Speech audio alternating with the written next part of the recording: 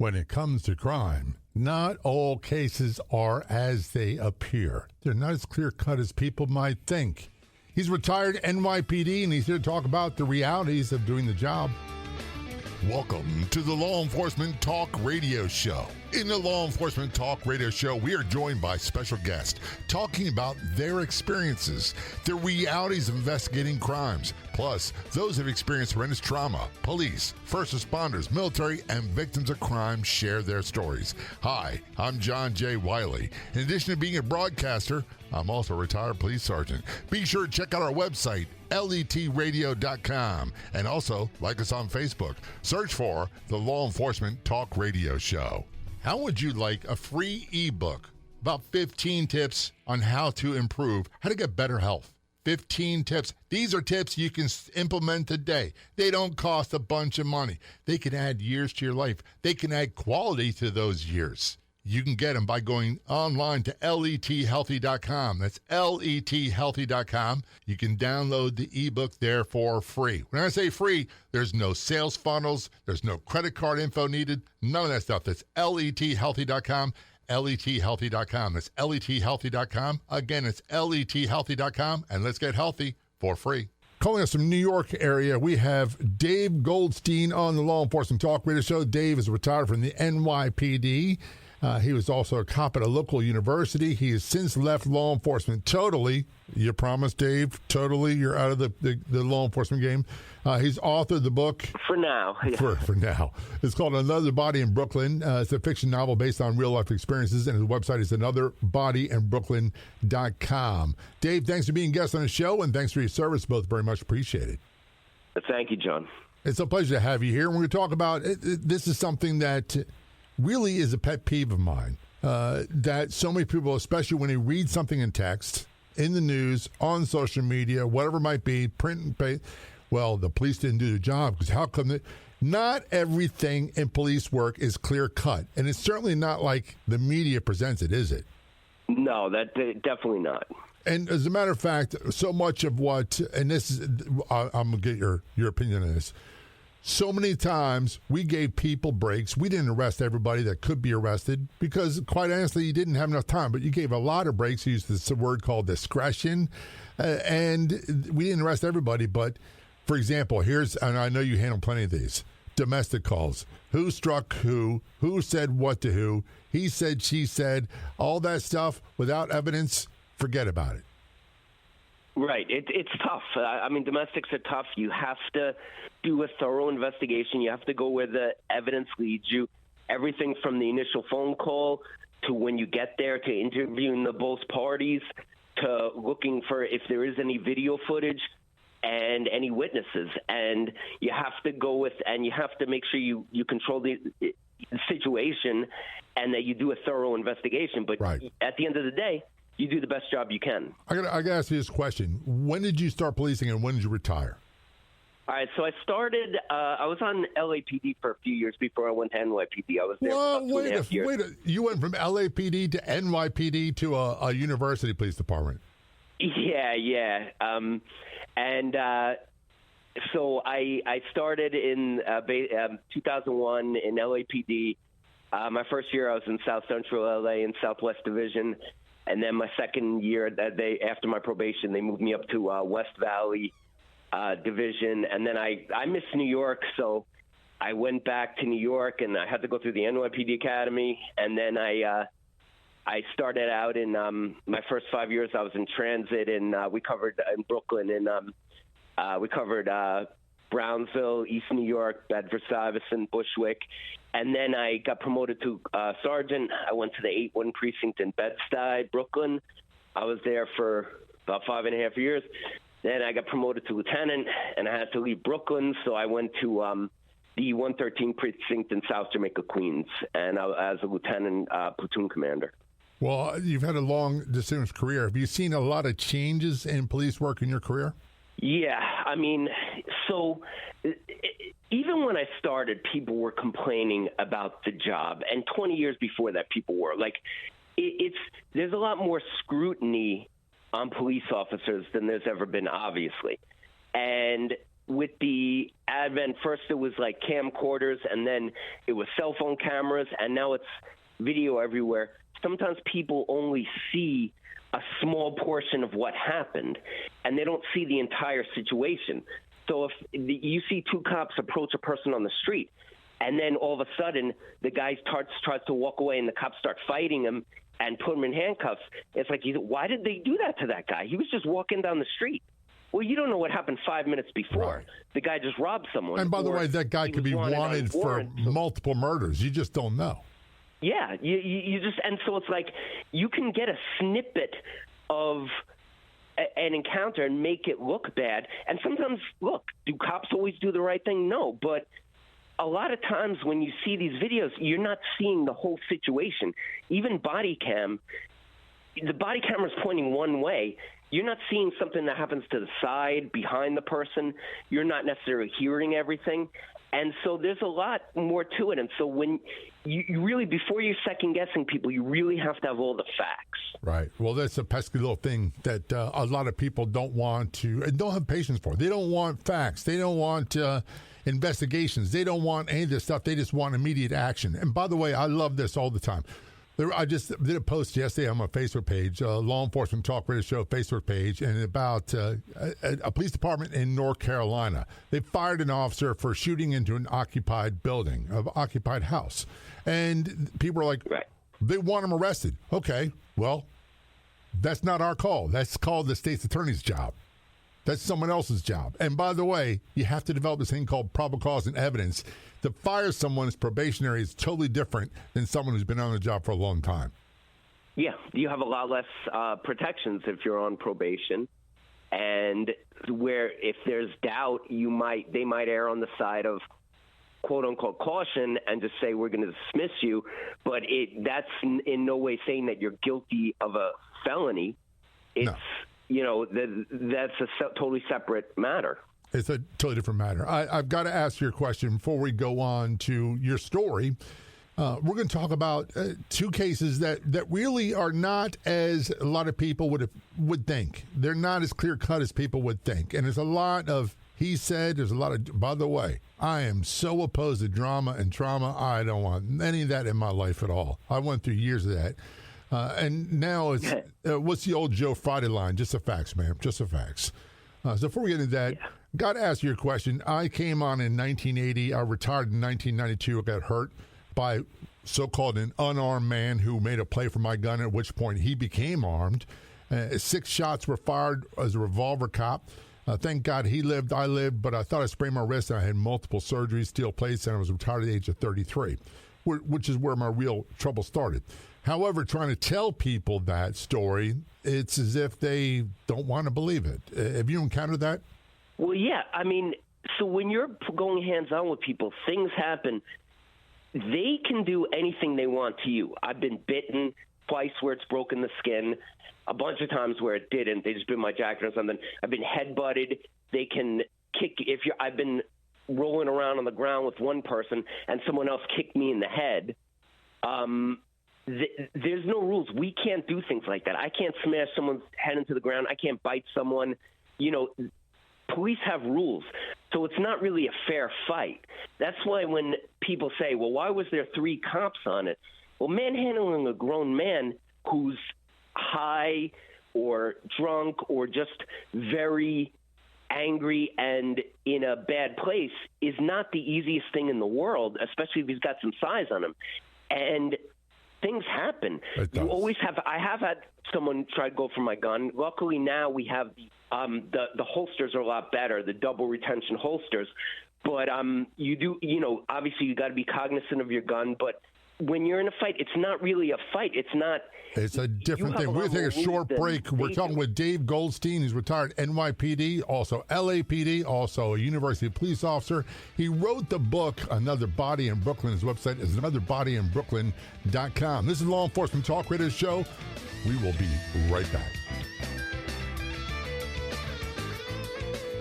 One of the questions I get all the time is how can I show my support for law enforcement? We're all busy. We've got busy lives, but there's something oh so simple you can do with our Facebook page. Search for Law Enforcement Talk Radio Show Facebook page. And when you see a post you agree with that resonates with you, share it, especially episodes of the podcast. To do all that, just search for us on Facebook, look for Law Enforcement Talk Radio Show, and be sure to click like.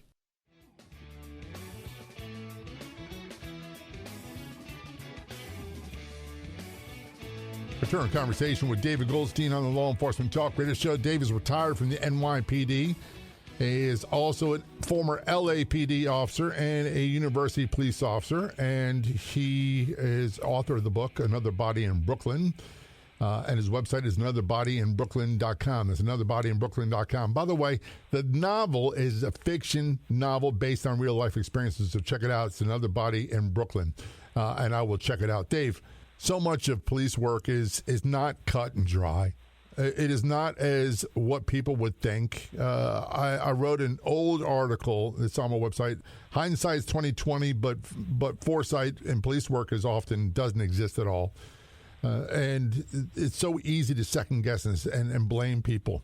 You had an interesting case when you were in Bedford-Stuyvesant in Queens that involved a child abduction. Can you tell us about that?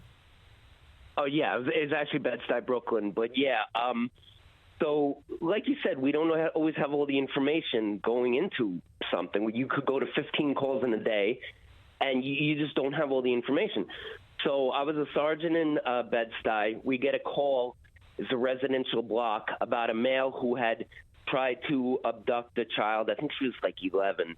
And he was just seen in the area. So we get to the scene, and we speak with the caller. She informs us that the day before, a male had been following an 11-year-old girl who she knew. She lived on the block, and she was friends with the mom. And catcalling her and say, "Hey, come here. I want to talk to you. Come on, let's go somewhere." And the girl was obviously very scared.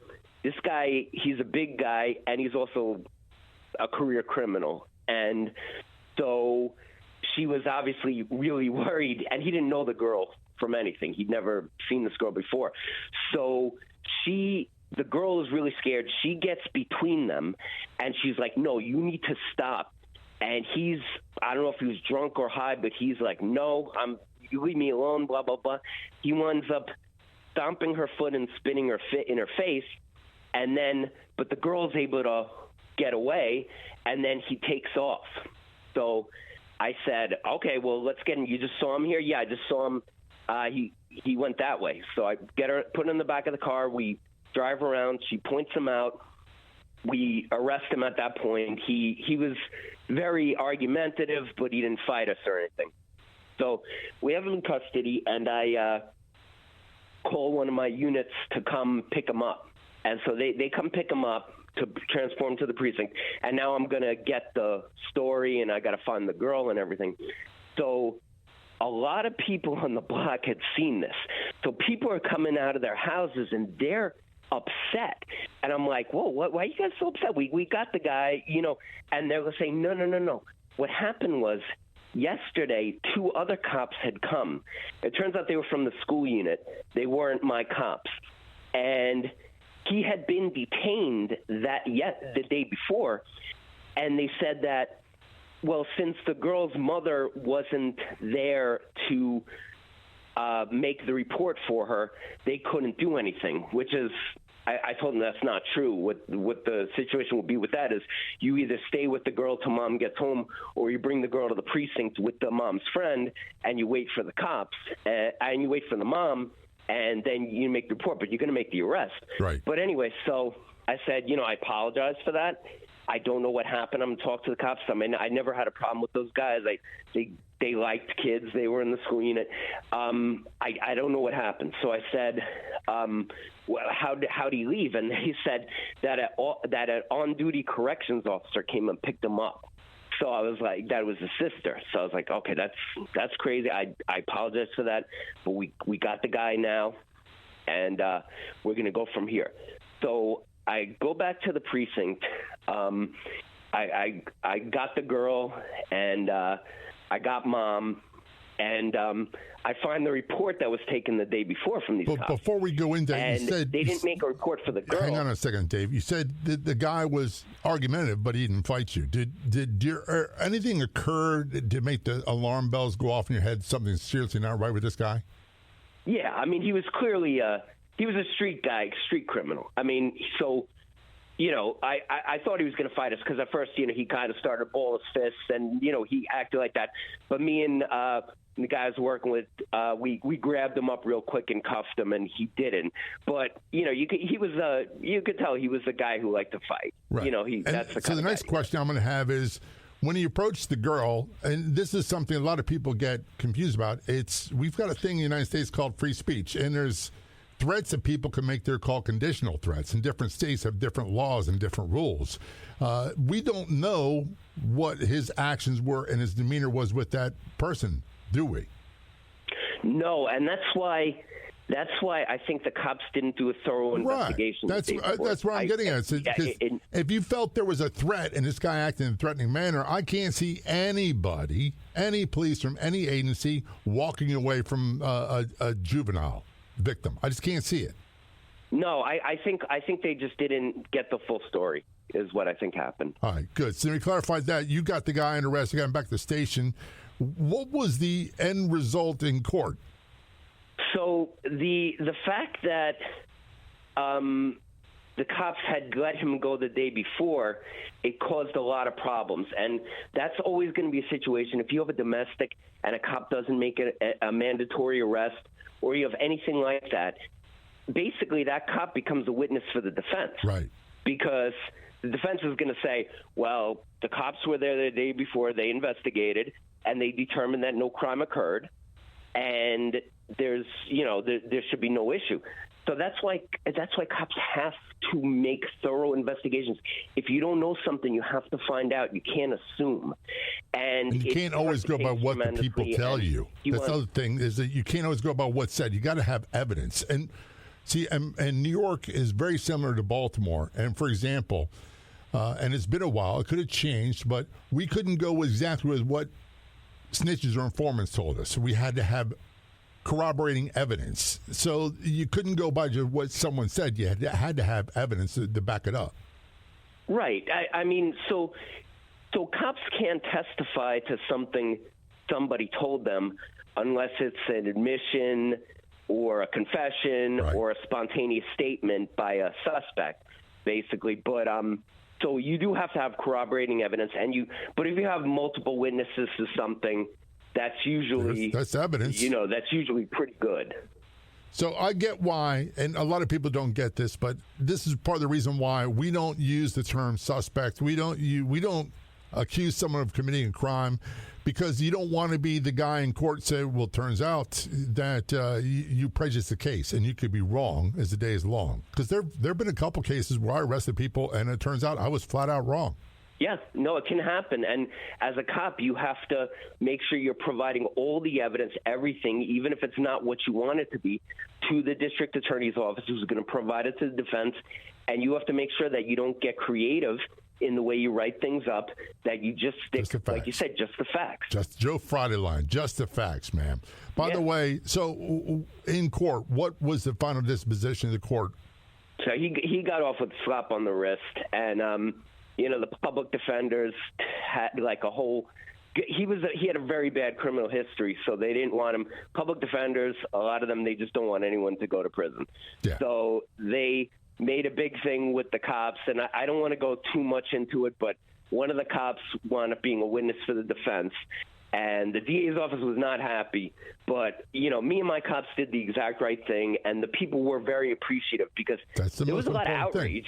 We're going to take a short break. We're talking with Dave Goldstein. He's retired NYPD. He's also a former LAPD and a former university police officer. He wrote the book, Another Body in Brooklyn, fiction novel based on real-life experiences. And the website is anotherbodyinbrooklyn.com. When we return on Law Enforcement Talk Radio Show, we're going to talk about domestics. Oh, and how confusing they can quite often be. Don't go anywhere. We'll be right back. Someone asked, what's the catch? What's the cost? There is no cost for anything on the Law Enforcement Talk Radio Show and podcast website. letradio.com. letradio.com. Again, that's letradio.com.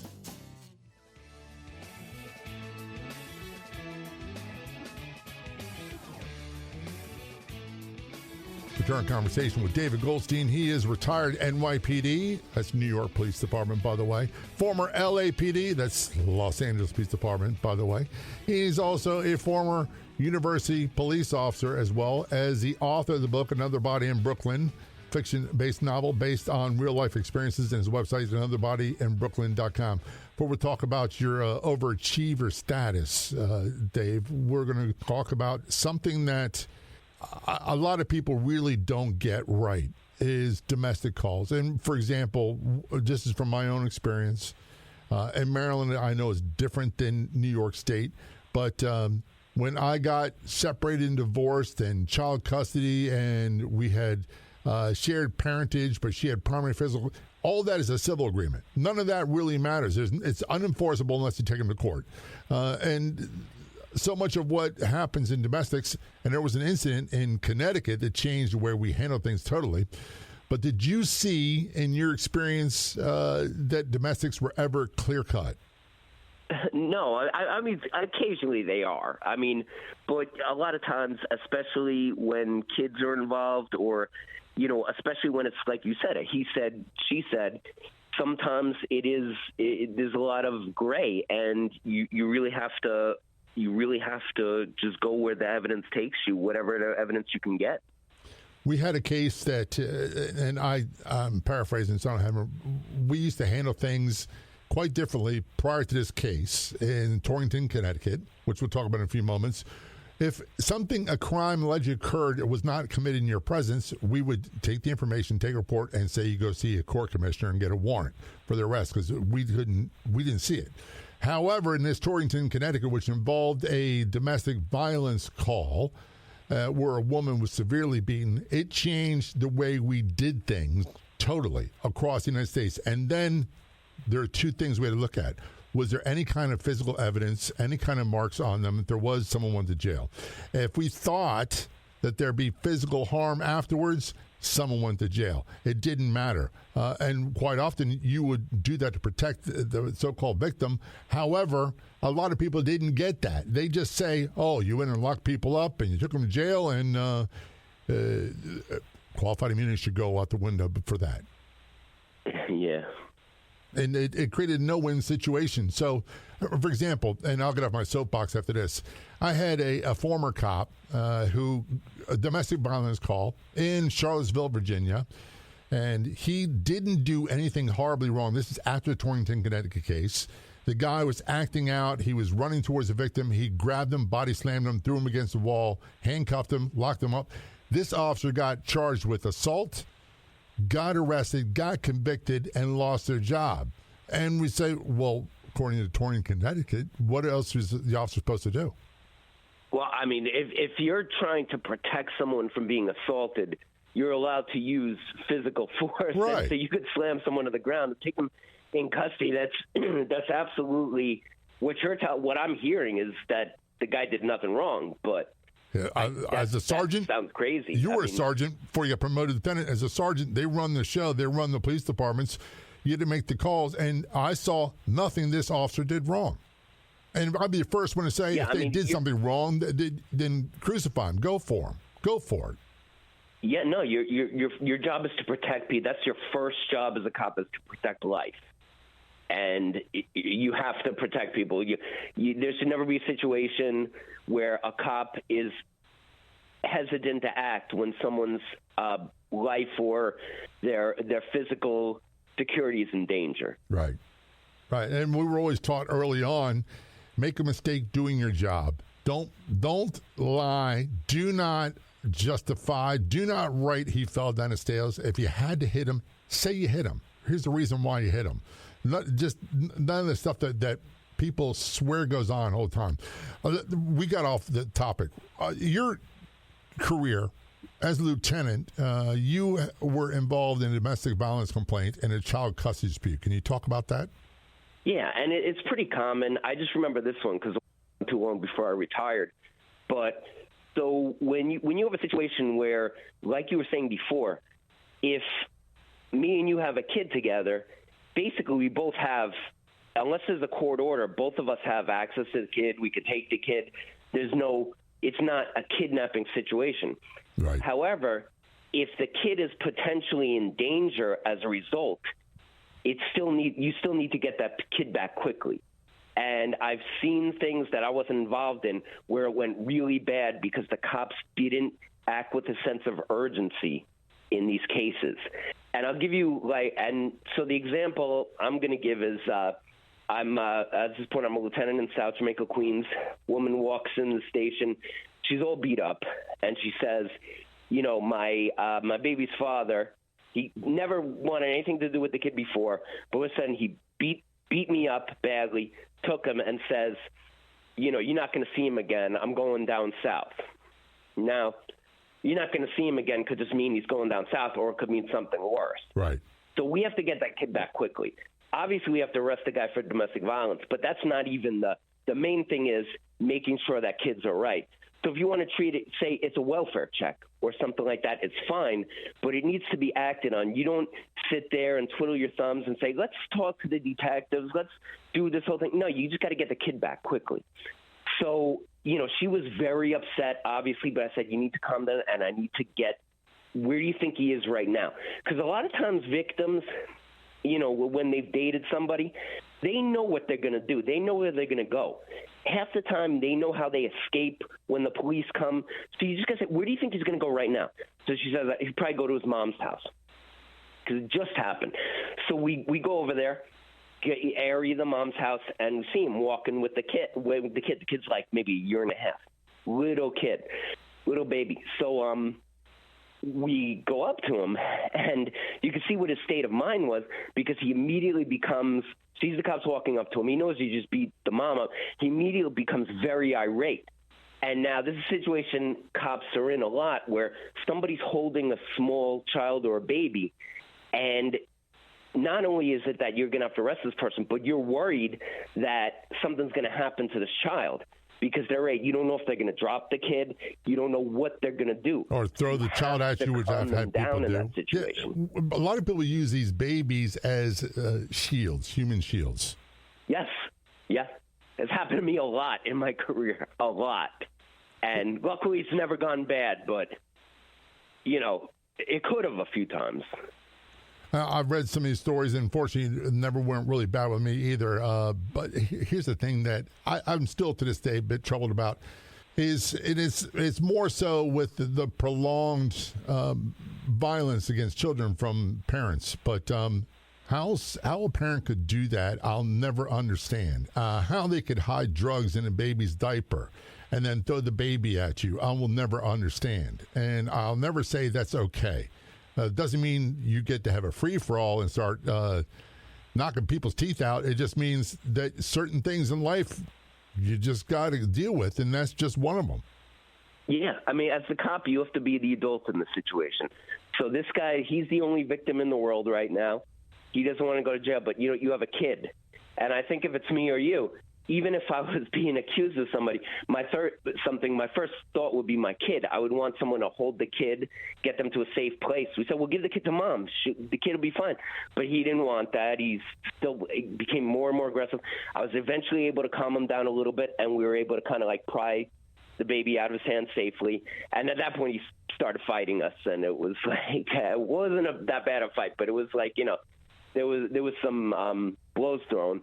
And but the point is that with these situations, and that's why I decided to talk about this, is that... Well, let's take a short break, and we'll turn that conversation in a moment. We're talking with Dave Goldstein, retired NYPD, former LAPD, a former university police officer. He wrote the book, Another Body in Brooklyn, fiction-based novel based on real-life experiences, and his website is anotherbodyinbrooklyn.com. This is Law Enforcement Talk Radio Show.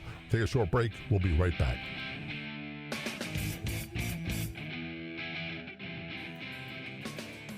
If you do any business on social media, creating content is one thing. The trick is, how do you turn those people that comment on your social media into consumers? There's a great tool, and you can get more information at letpops.com. That's letpops.com. Best of all, you can get started for free. letpops.com. Check it out today.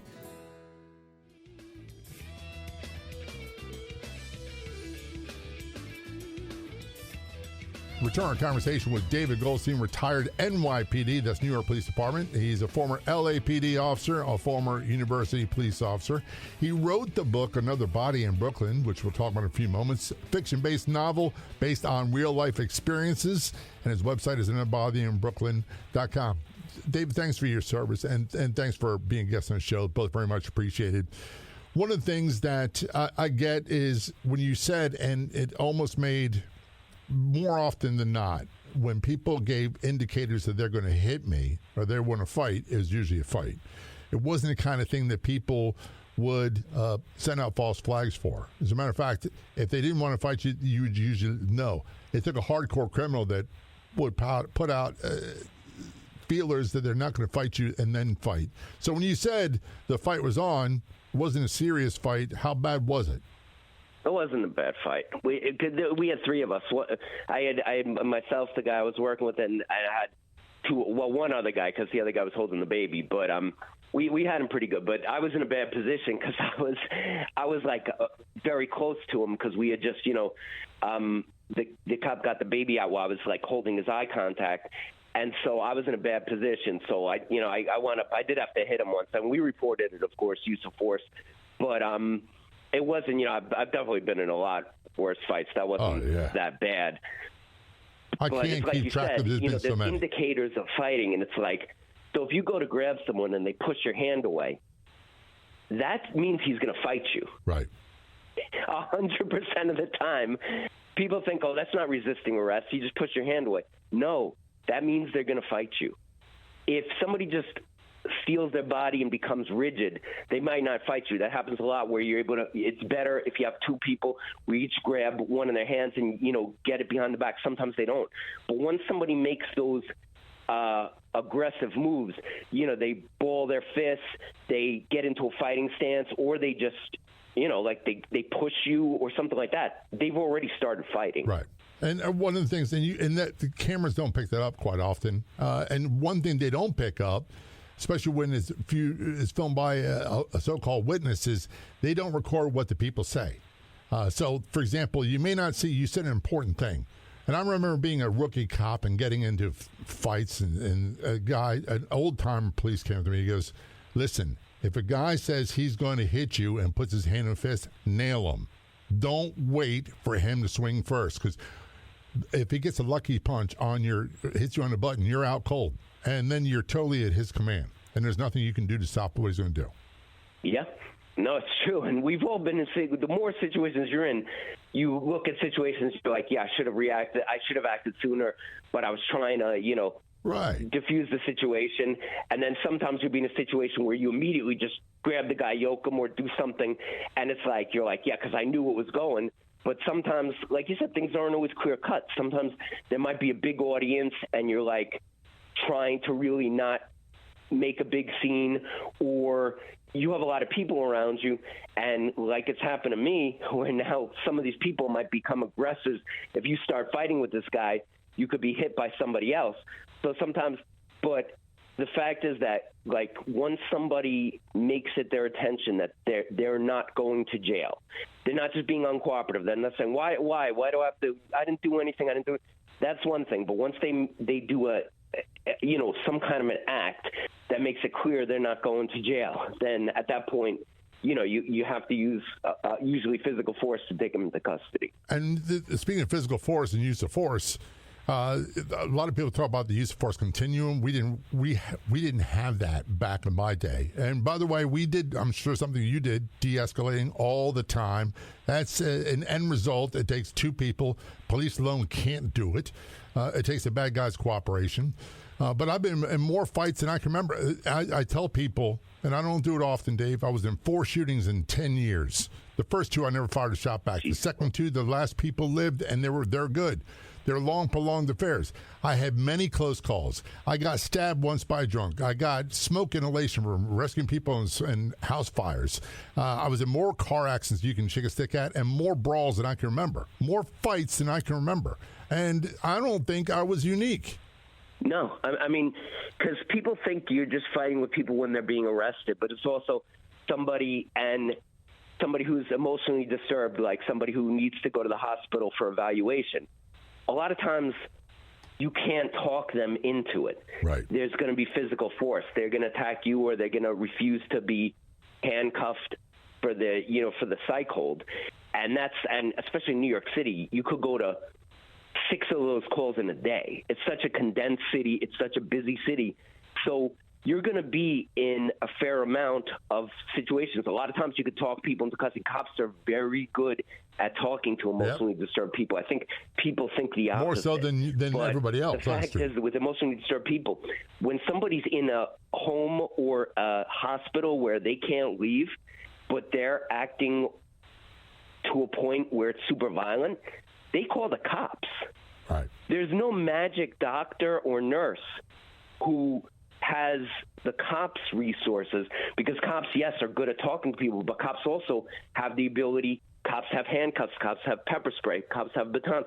Cops have the ability to use force if it's necessary, the least amount that you can, but to take somebody into custody to prevent them from harming themselves or others. That's right. And the other thing, and before you get a book, is about use of force. If you have to use force, it's like making sausage. Everybody loves it, but no one wants to see it being made. No one likes that at all. If you got to use force, what I was taught is be swift, be decisive, and be over. When they're handcuffed, it is over. No matter what, if you think you're losing it, you need someone else to take custody of the prisoner. That's just all there is to it. Dave, you wrote a book, Another Body in Brooklyn. Tell us quickly, what is that about? Okay, so Another Body Brooklyn, it takes place in Bed-Stuy in 2014. It is fiction, I want to emphasize, but it's about a young sergeant, and they respond to the first homicide of the year. It's on New Year's Day, and things kind of go bad at the crime scene, and then things in his life kind of are starting to spiral a little bit, and with his career, there's a lot of negative stuff that's happening to him, not only in his own life, but just at work. And I deal with, the fact that a lot of police books, they center on one case, but when you're a patrol officer in a busy precinct, you're going to so many calls that, you could be a homicide, and then 2 hours later, you're fighting with the guy in the street on something else. So it's very important to kind of have a centered mind and to kind of understand what's really important. And I don't try to moralize in the book or anything, but at the end of the day, the book is, and there's a lot of exciting stuff in it, it's very realistic, but at the end of the day, it's about caring about your job, caring about people, treating people like they're human beings, even though some people act in a way that, we want to think otherwise, but treating people like they're human beings and just doing the job to the best of your ability. And it's also about some of the mistakes cops make, like you were saying, because they don't have the foresight, the foreknowledge. They don't know everything that happened before they got there, after they got there. So there's a lot of stuff that seems to be on the surface one thing, and then it turns out to be something completely different. And it's not necessarily your fault as a police officer if you didn't know everything, or you didn't know things that there was no way you could know. Right. And by the way, there's an old saying that I use quite often, and it's really helped me a lot, is I'm not God. I wasn't Superman. I just did the best I could with what I had at the time. That's all there is. In some cases, you can do much better than other ones, and you just do the best you can. Your website, anotherbodyinbrooklyn.com, is that about the book, and can people contact you there? Yeah, they can leave. They can. There's a way for people to contact me through that. I'm also on LinkedIn, but there's a way they could contact me through that, and they could buy the book through the website. And the website has a biography about me, and says a little bit about my career and everything. And it's actually really nice. The guy who designed it did a really good job. Check it out. It's anotherbodyinbrooklyn.com. Dave, I want to thank you for your service in both LAPD, NYPD, and also, I should say, and 3 times in University Police Department. And thanks for being a guest on the Law Enforcement Talk Radio Show. All very much appreciated. John, thank you so much. Thank you for your service as well. Of all the radio stations in the United States, there are no other shows like the Law Enforcement Talk Radio Show. And on Facebook, there's only one official page. Do a search on Facebook for the Law Enforcement Talk Radio Show, and be sure to like the Law Enforcement Talk Radio Show Facebook page. I'd like to thank our guests for coming on the Law Enforcement Talk Radio Show. The Law Enforcement Talk Radio Show is a nationally syndicated weekly radio show broadcast on numerous AM and FM radio stations across the country. We're always adding more affiliate stations. If you enjoyed the podcast version of the show, which is always free, please do me a favor and tell a friend or 2 or 3. I'll be back in just a few days with another episode of the Law Enforcement Talk Radio Show and podcast. Until then, this is John J. Wiley. See ya. If you like the show, please take a moment to rate, review, and subscribe. It really does help the show to grow. Thank you for listening.